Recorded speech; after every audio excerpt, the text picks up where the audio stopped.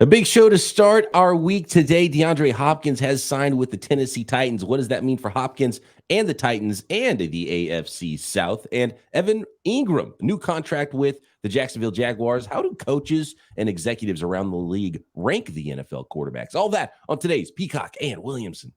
NFL analyst Brian Peacock and former NFL scout Matt Williamson bring you expert NFL analysis every day in less than 30 minutes. Get an inside look into the NFL on the field and in the front office.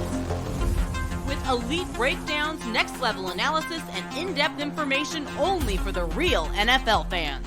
This is Peacock and Williamson, and it starts now.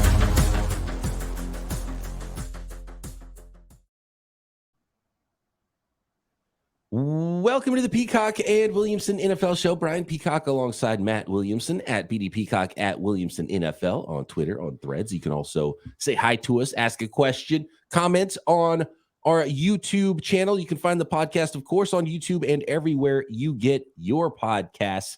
Today's episode of Peacock and Williamson is brought to you by LinkedIn Jobs. LinkedIn Jobs helps you find the qualified candidates you want to talk to faster. Post your job for free at LinkedIn.com/lockedon. That's LinkedIn.com/lockedon to post your job for free. Terms and conditions apply. All right, we got some signings here, and I think we're going to have some more as we get close to training camp starting for NFL teams. And it starts, Matt, with DeAndre Hopkins. And, there's some rumors, some thoughts that maybe he would become a Tennessee Titan, and it has now happened and is now official. A 2-year contract, DeAndre Hopkins signs with the Tennessee Titans and now has, I think, 60 more career touchdowns than the next closest Titan receiver. Wow, not surprising.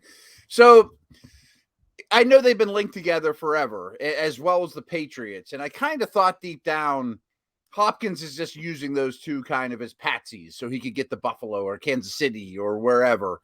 Because I didn't really think, especially the Titans, it made a whole lot of sense just because, they're what I think is a rebuild. But there are teams, my hometown, the Steelers, where everyone thought, wow, they're rebuilding last year, but they just don't look at it that way. I mean, I think the Titans, Vrabel, Belichick, Tomlin, Carroll, some of those dudes don't accept we're going to be 4 or 5 wins this year, take a step back, and it's best for the franchise. We're here to win, and culture is the most important thing out there. So let's send the message that it's not okay to be 5 or 6 win team this year. And before this move, I thought they clearly were the worst combination of pass catchers and offensive line in the league. And I'm not even sure who was second. I mean, maybe Arizona, somebody like that. I still think it might be the worst O-line. But now in terms of pass catchers with Chig, who I'm real excited about, Burks, who isn't going to be called on to be the target hog that he's not ready to be quite yet, and Hopkins, it's a pretty good group. It's a pretty competitive group. And Hopkins his last year with the Cardinals after suspension, he was still DeAndre Hopkins. He's never been the most dynamic athlete as far as speed, but he can get open. And when the ball's in the air, it's his ball. It's his world. Yeah. And he's still got those ball skills. And so he can do that and, brings that veteran presence that they absolutely need if they wanted to. It makes a ton of sense for the Titans if they're trying to be competitive this year, which clearly they are. Then Burke slots in now as the number 2, the young player. We'll see what he looks like in the second year of his career. You got guys like Phillips in the slot. Young player there, a couple other receivers, and Chigo Okonkwo, who I loved last year, seeing his breakout as a young player and got athleticism. So that's a fun one with Tannehill. See if the offensive line holds up for them and how that all works out, obviously, with the star running back. But it really completes the offensive skill position guys there, that group, if they want to try to compete. It doesn't make them great, but it makes it at least like, okay, these guys can come to town and put some points on the board. Yep, and not to speak out the other side of my mouth, but if things do go off the rails by Thanksgiving or whatever, it's not fair to put Levis in there for the last month of the season behind a dreadful offensive line and no weapons and say, here's your audition to show us if you're our quarterback of the future. At least you'll give him a chance if he does get in there this year to say, I had a quality supporting cast, like a Ritter audition, he showed me enough that I'll give him one more year, or boy, that was a disaster. I got to go get a quarterback, so at least you see it, or even Willis for that matter. People forget about Willis, right? Matt Harmon does great work. You can find him on the socials at Matt Harmon BYB. I always forget what the BYB stands for, but it's something like he did way back in the day. Backyard banter. That's what it is. Yeah, it's like his old blog he did before anybody knew who he was, right? Yep. And what's funny, it's funny. I only remember that because he had like a 30 or 40 part podcast where he would interview people of all their background, and I was one of them. So that's why I remember Matt had me on to tell you my story, and that's all it was they bring in Cecil Lammy and say, how'd you get where you are? So that was fun. That's why I remember. Anyway. Oh, that's Matt pretty does cool. Good work. Yeah. But he did his reception perception on the 2022 DeAndre Hopkins, and I mean his route tree lights up green. Not great on go routes, but corner routes and in routes and out routes and comebacks and slants and outs and all those things. So he still is really good at all those routes, but the only one they used him on was comebacks or curls. He ran a lot of routes, but he ran mostly curls for the Cardinals last year, so he can still do that at a very high level. But he was more successful on a lot of other routes, but he just wasn't as fun. Not a diverse route tree. Yeah, go down, get open when we throw you the ball, box them out. Let's move the chains. Yeah, and goes were never his thing when he was 25. Right. Yeah. That's why he fell in the draft a little bit. People thought he wouldn't even get selected in the first round. Ran a 4.57, I think, which is, not the worst time, but he was clearly never, a burner in that type of player. But man, at the catch point, I don't know if there's anybody better. No, not in recent memory. I mean, him and Larry are the two that come to mind of just, it's their ball. Evan Engram, the Jacksonville Jaguars have signed an extension with Evan Engram, a 3-year contract worth $41.25 million that includes $24 million in guarantees. So it actually erases this year of his contract going into that final year where he was tagged at $14.9 million. So it's a 2-year extension beyond this year that he was already going to be under contract with the franchise tag. So a 2-year extension on top of this one, which seems like a pretty good deal because he's actually getting less per year on the 3-year extension, right, than he was on his tag money this year. Yeah, I like it. I mean, I thought Engram was a hard guy to defend last year, and this coaching staff used him well. I'm always in favor, whether it's the first overall pick or Levis or whomever, of getting young quarterbacks as much help and as many weapons as possible. And I commend the Jags for doing that. I mean, starting with the Ridley trade, they go get Ridley. They lock up Engram. Even like Parker Washington's an intriguing 6th-round pick. Tag Bigsby complements ATN. They draft a tackle high, heavy offensive draft at the top, including Brenton Strange, who was their 2nd pick in this draft, a tight end. So now they have the starting tight end, who's really more of a weapon than a tight end, old school tight end, and Brenton Strange, who they can bring along slow. So they got a lot of talent here around Lawrence. I like it. Yeah, with drafting Strange, who I believe was a 3rd-round pick, and with the franchise tag on Engram, it felt like they were preparing to move on from England. I thought they might, yeah. He's a nice weapon for the Jags. How come it didn't work out as well with the New York Giants? Because Engram had a good rookie year, right? And then it was kind of like, injuries, and he's just not really, he's fast, but that's about it for a tight end and not a great inline blocker or whatever.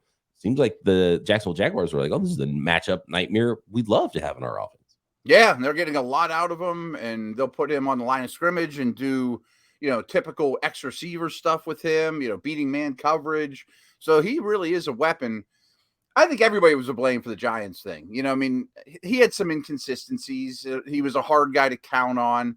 The Giants at that point were one of the most inconsistent franchises out there. I mean, a revolving door at quarterback and coaches and, no stability. And history really shows these type of tight ends that are drafted high usually take that 3rd or 4th year. I mean, the rookie contract usually doesn't go so well. Those take tight ends a little bit of time, that's for sure. Yeah. And, Evan Engram is going to stick in Jacksonville for 3 more seasons. Good stuff. Next, a couple of notes on a couple of other players who are staying put. Joe Mixon in Cincinnati and Brian Burns looking like he's on the cusp of a massive deal with the Carolina Panthers. And how do coaches, players, executives around the NFL rank the league's quarterbacks? Next.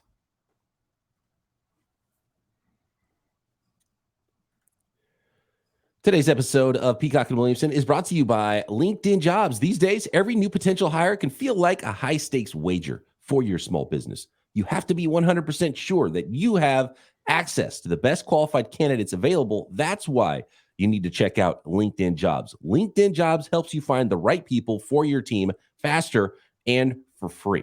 Most job seekers are already on LinkedIn, and that's the key here. You have such a wide array of potential hires that you can find immediately at LinkedIn Jobs. They don't have to be necessarily searching just for your specific job, because all you do is you add your job to your own purple hashtag hiring frame to your LinkedIn profile, and that spreads the word that you're hiring. You might get your job in front of people who didn't really even realize that your perfect job was there for them. And then you utilize simple tools to whittle down that massive network of job seekers, to screen potential hirees, like screening questions and simple tools to make it easy to focus on just the right candidates with just the right skills and experience, so you can quickly prioritize who you'd like to interview and eventually hire. It's why small businesses rate LinkedIn Jobs #1 in delivering quality hires versus leading competitors.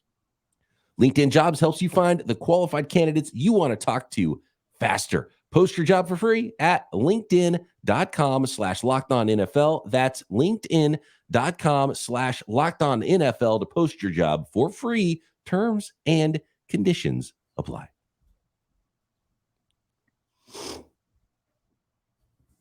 All right. Let's go to Joe Mixon. Let's go to Cincinnati here. Right. And it looks like there's a lot of thought that Joe Mixon might not stick around, similar to what we saw with Cooks in Minnesota. Mm-hmm. But it looks like Mixon was due $10 million this season with a $12.8 million cap number. And that was clearly something that Cincinnati was not going to be okay with and roll with in the 2023 season. But they've done a little restructuring here now to Joe Mixon's contract, and he took a $4.5 million pay cut to stick around. So now he's got a $4.67 million. Let's see. Oh, yeah. So a 2-year pay cut. So this goes into next year as well. So his base salary this year is $5.5 million, and he can make an extra $2 million in incentives. And his pay cut next year drops another $4.5 million. So, I mean, yeah, again, we talked about the running back market. It's like, man, Joe Mixon's been a really good running back. You're like, hey, will you cut half of your pay? Not only are we not going to give you mega extension, all these defensive linemen are signing, and even some of the tight ends around the league. Actually, if you want to stick around, you got to cut half your salary. And Joe Mixon did. Yeah, and I thought there was a chance he wouldn't return, even this late in the process. Dalvin Cook wasn't released that long ago. Since we brought both those up, of the prominent running backs in the league last year, I thought Cook and Mixon, especially Mixon's tape, took a step backwards, and we talked about how tight ends take a little while, about this stage of their careers when they start to hit their stride. Well, this is about the same stage of the career where backs usually start to take a step backwards. But since he's in it to win it, they are certainly a Super Bowl challenging type team. He's still their best guy. Chase Brown, guys like that aren't going to unseat Mixon. So it makes sense for both. I don't think if you're Mixon, you want to get in that Fournette, Zeke, Cook neighborhood of, no man's land in terms of a job, hoping the right people call you up. And, oh, by the way, you have some off the field things as well. So your market might be even thinner. So I get it. I just look, the Bengals have a decent chunk of cap space for this year and a nice chunk for next year, but that's going to Joe and Jamar, not Joe Mixon, That was not going to go to a running back. And even with taking a pay cut, we might go through this again next offseason, and he still gets cut before the final year of his deal too. So I can see them using a second-round pick next year on a back. Oh, absolutely. And that's the way to go. We saw it with the Kansas City Chiefs. We've seen it with other teams. Once you go super expensive at quarterback, and especially if you got to go super expensive at receiver along with quarterback, right? You're not going to pay T. Higgins long-term. You're not going to pay a running back. That's just the way it's going to be. So it's going to be Jamar and it's going to be Burrow for long-term. Maybe they can make it work with short-term Higgins and Chase and kind of work them together with a contract where one's short and one's long, and then one starts getting paid a lot when the other one's gone. Maybe they can finagle something there, but it's going to be Chase and it's going to be Burrow, both making big money and not a lot else making a lot of big money on that offense. Right. They're going to try to keep Higgins. Best of luck. I know they have intentions to, but we'll see. That's going to be tough to do.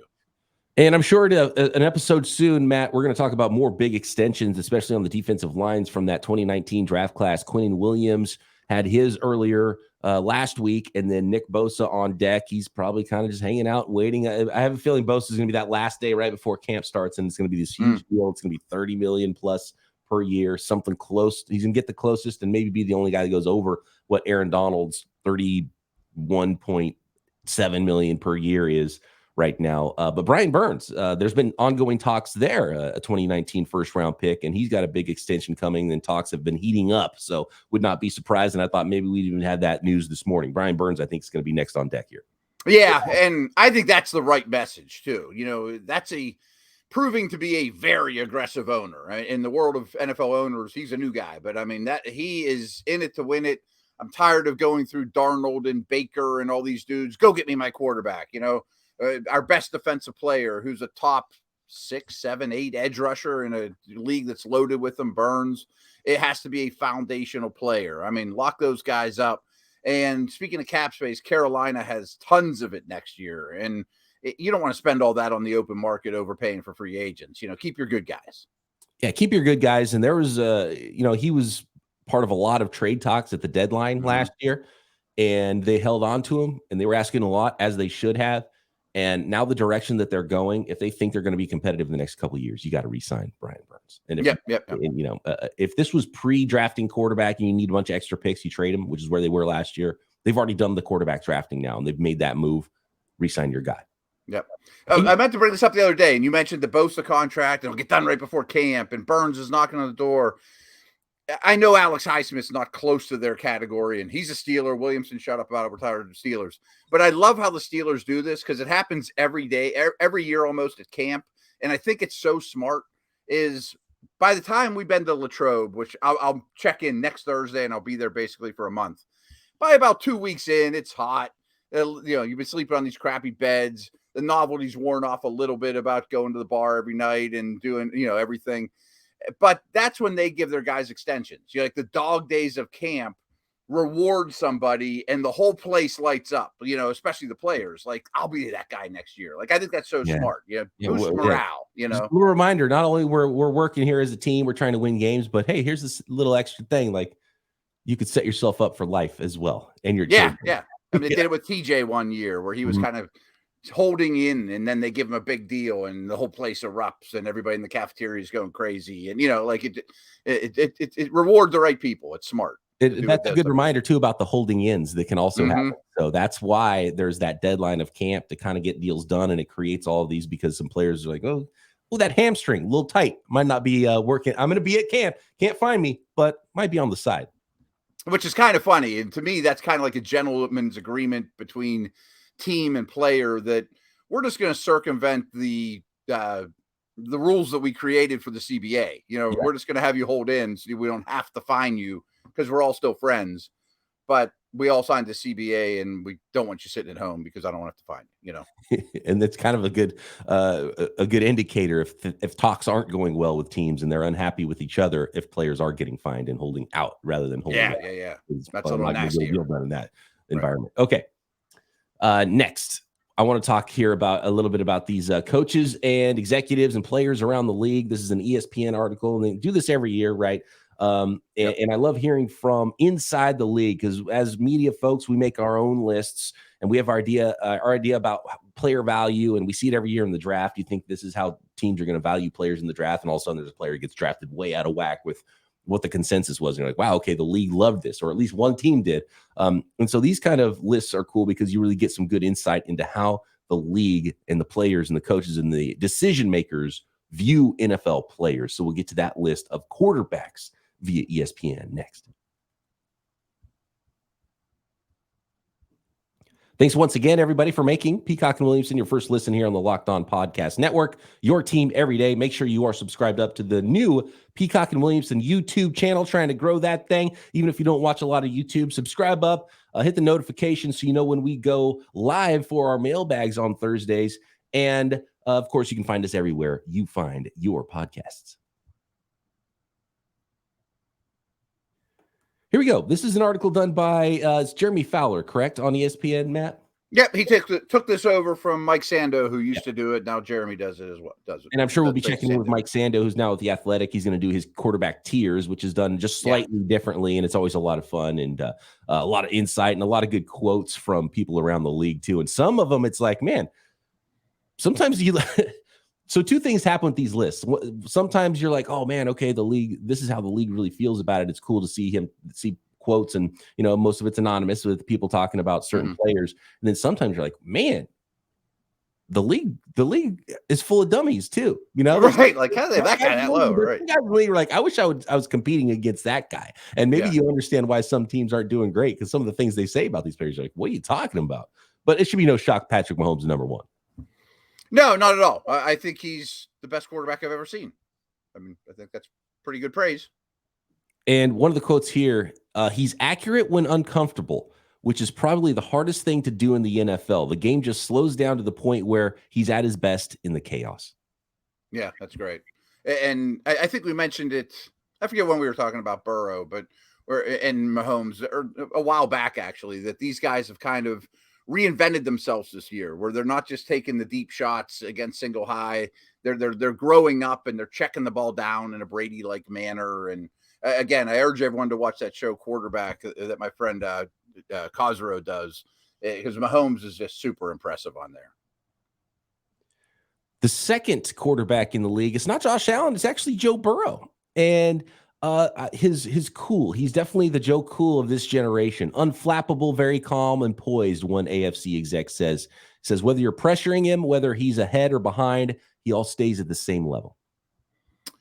Allen is 3. That's to pull back the curtain. And frankly, if Allen versus Burrow is strawberry versus chocolate to me, I mean, whatever you prefer. I think Burrow had the better season, though. I mean, I think they're their own tier at 2 and 3. Mahomes stands alone. And some of it was because of Allen had that elbow injury. And from then on, he was not quite as superhero-ish, where Burrow just got better and better as the season went on and progressed really well. So I would have the same way. I would go Burrow 2, Allen 3, but we're really splitting hairs. I mean, they're both incredibly good. Yep. And still, really good numbers here for Josh Allen when he's under duress, they point out. And that's kind of like what we're seeing here. Like if you're trying to find the magic pill to give to your quarterback, make them good under pressure, make them when things go fast, when the picture is not perfectly clear, can you find your way through that, right? And that's really the thing, because there's a lot of guys with athleticism and great arms.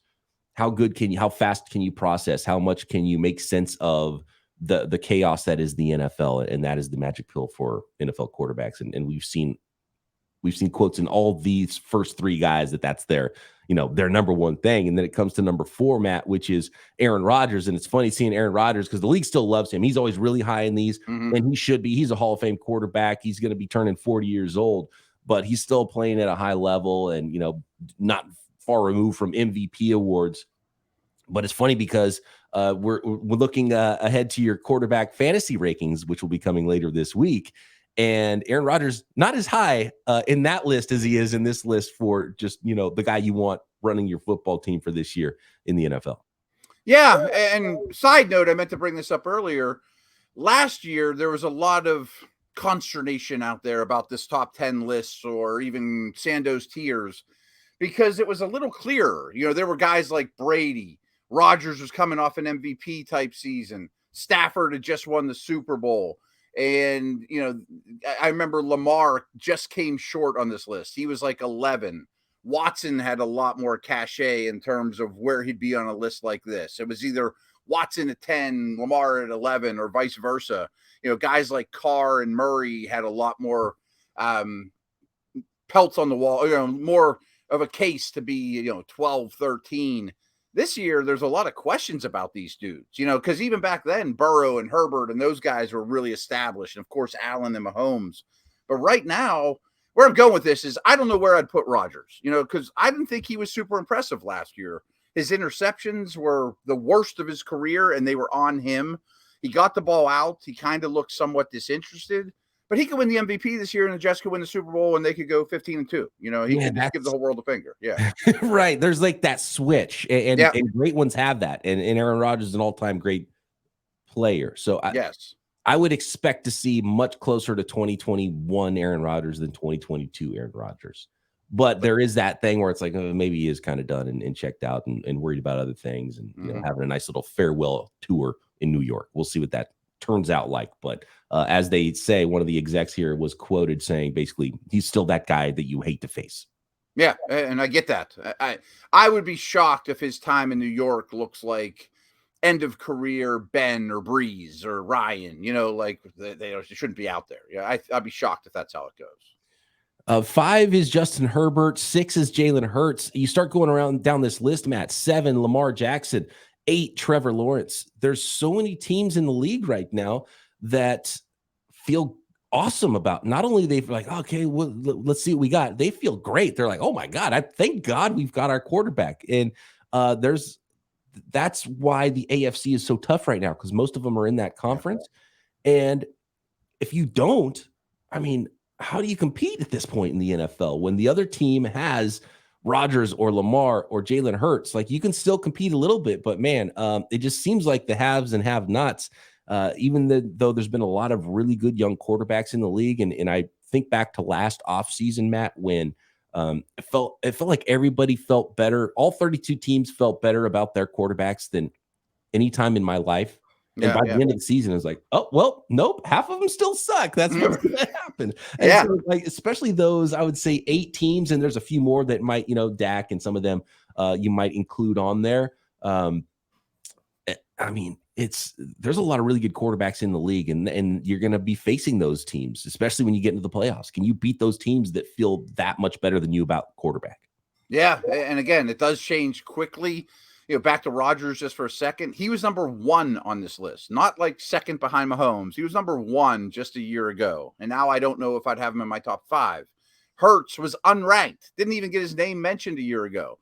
You know, where a lot of these dudes, the Staffords and Daks and guys like that, their stock went down a little bit. Nobody's rose more than Hurts, you know. So if you're Team X with your quarterback and maybe it's Daniel Jones and you're not super confident he's going to come along, or a young guy, Ritter, who knows, your guy could be 6 next year. I mean, it's not even mentioned in this list, like Hurts is. Yeah, well put. Is there anything that's surprising to you to finish out? Where did I left off at? Yeah, Trevor Lawrence was 8, then Dax at 9, and Matthew Stafford, according to league folks, you know, and a healthy Stafford's still a really good quarterback, not that far removed from a Super Bowl win. Last year was just a rough season for the entire organization of the Los Angeles Rams, from, you know, head coach and quarterback on down, and a lot of injuries there. If he's still that guy, I'm not sure if his arm is going to be up to it at 35 years old. You know, he's got a little bit older arm than some 35-year-olds do, because a lot of 35-year-olds still playing at a super high level in the NFL. But Matthew Stafford coming in at 10 to finish the top 10. Yeah, and honestly, he has a lot of similarities to Rodgers in terms of how do you rank him. You know, you got to give some of those older dudes the benefit of the doubt. The body of work is strong. Of course, Rodgers should be higher. I mean, he's better than Stafford, always has been, probably always will be. But they're tough guys to rank coming off the season that they both had. Not a lot of, I don't have a lot of issues with it or a lot of surprises, unfortunately. Maybe better radio if it did. I would have Lamar higher. I think I'd have Lamar at like 5-ish. I just think he's a nightmare to play against, and I may put a buck down on him to win the MVP this year with the people around him. Not a lot else. I mean, the Goff and Cousins and those and Cars they're not far off the top 10. You'd wish they were a little further off the top 10. If a Fields or a Pickett or a Purdy or, you know, whoever, some of these younger dudes can really assert themselves, and a couple will and a couple won't. Right. And if you tell me Stafford's healthy. Yeah. And look, they've got a roster problem right now in Los Angeles, so the win losses might not be there. But if you tell me Stafford's healthy, you have to have a lot of projections. It's hard to say, oh, I'm going to fight for any of these names to be above him on the list at number 10. But the honorable mentions here, like Deshaun Watson, Jared Goff had a really good year. Kirk Cousins had a really good year. I'm not putting them over those guys in the top 10 right now. Tua, right now, if healthy, again, in that offense. But is it because of Tua? Is it because of everything else? And he's just a really good point guard and facilitator there. Derek Carr's on this list, and I think league execs really like Derek Carr. They like how he plays and leader and those types of things. And then with the rest of the young quarterbacks around the league, there's a ton of projection. And one thing that's always clear to me about these lists is the league doesn't like projection. They're like, give me the 40-year-old guy that has won MVPs in the past. I don't want that young guy. I don't consider him somebody that I'm worried about in this league yet. Let me see it first. Yeah, I don't have a lot to add to that, but I think there is a bit of a transition in the top 10. Will Stafford or Rodgers still be able to hold on at their age? Or, again, Brady was in there last year. And I think it's very obvious that there is a generation of quarterbacks missing, the Mariota, Winston, Wentz type of dudes that, Andrew Luck's not in that mix. I don't see Russell Wilson's name on this list anywhere. He was a top 10 last year, without question. So Russell Wilson didn't even receive nowhere to be. There's a section also receiving votes. So Kyler Murray got votes. Obviously there's a weird situation there with him, and he was on this list last year. Daniel Jones got votes. Justin Fields got votes, and Russell Wilson didn't. He didn't get votes. Not even an honorable mention. Nothing. So, a guy like Luck retiring, I always bring up is problematic there. Like Geno, I'm just thinking about guys that age that aren't super old like Stafford and those dudes, but should be almost or past their prime. You're either young or old right now in the league. There's not a middle class in terms of age guys. Maybe Dak is that guy, but there's not many of those dudes. So there's a lot of misses. And we saw Trevor Lawrence graduate. Still need some more young quarterbacks to graduate to replace some of the old heads that have left recently and are going to be leaving very soon in the NFL as it pertains to quarterbacks. But that the middle, it's basically it's Mahomes, the late 20s guys. It's Mahomes and Allen, and it's Herbert, and I guess Lamar's still pretty darn young, right? Lamar's only is he 28? I'm just thinking of those draft classes like in the Winston, Mariota era. There are very few hits, Yeah, it is. It's pretty lean. It's pretty darn lean. Pretty lean. Yeah. You're right. All right. That is the ESPN list. You can find more done by Jeremy Fowler for all the other positions. And Matt and I back tomorrow right here. Peacock and Williamson.